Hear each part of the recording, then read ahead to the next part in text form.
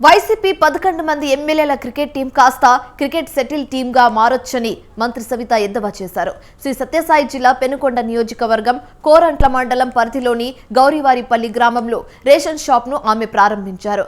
అనంతరం గోరంట్ల మండలంలోని చౌడేశ్వరి కాలనీలో సీసీ రోడ్లు నిర్మాణానికి భూమి పూజ చేశారు. అయితే కూటమి ప్రభుత్వంలో ఆంధ్రప్రదేశ్ రాష్ట్రం అభివృద్ధి బాటలో నడుస్తుందన్నారు. పులివెందుల రెడ్డికి ఢిల్లీకి పోయి సాక్షి పేపర్లు డప్పులు కొట్టుకుంటే ప్రయోజనం లేదని అన్నారు.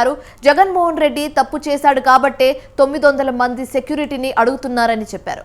చంద్రబాబు నాయుడు ప్రతిపక్షంలో ఉన్నప్పుడు ఏ రోజు సెక్యూరిటీని కోరలేదని తెలిపారు. అమెరికా ప్రెసిడెంట్ కు కూడా 900 మంది సెక్యూరిటీ ఉండదన్నారు. జగన్మోహన్ రెడ్డి తప్పు చేశాడు కాబట్టే ప్రజల్లోకి రావాలంటే భయపడుతున్నారని మంత్రి అన్నారు.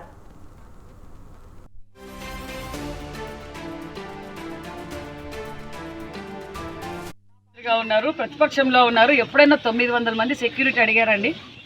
అమెరికాలో ప్రెసిడెంట్ కూడా అంతమంది సెక్యూరిటీ ఉండరు.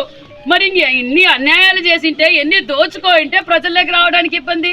మరి ముఖ్యమంత్రిగా ఉన్న చంద్రబాబు నాయుడు గారు మొన్నటి రోజు స్వయాన పెన్షన్ ఇచ్చారు, మడకసేవకు వచ్చారు. మేమేం చెట్లు కొట్టేయలేదు, మేమేం పరదాలు కొట్టేయలేదు, దుకాణాలు పని చేయలేదు, బలవంతంగా ప్రజల్ని తీసుకురాలేదు. మరి ఎందుకంటే ఆయనకు అంత భయం?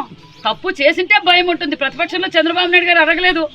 మరి ఈరోజు 900 మంది సెక్యూరిటీ కావాలని అంటే భయం. తప్పు చేశారు కాబట్టి భయం అన్న విషయం ప్రజలందరికీ తెలుసు. ప్రజల కోసం పోరాడరు. మంత్రిగా ఉన్నారు, ప్రతిపక్షంలో ఉన్నారు. ఎప్పుడైనా 900 మంది సెక్యూరిటీ అడిగారండి?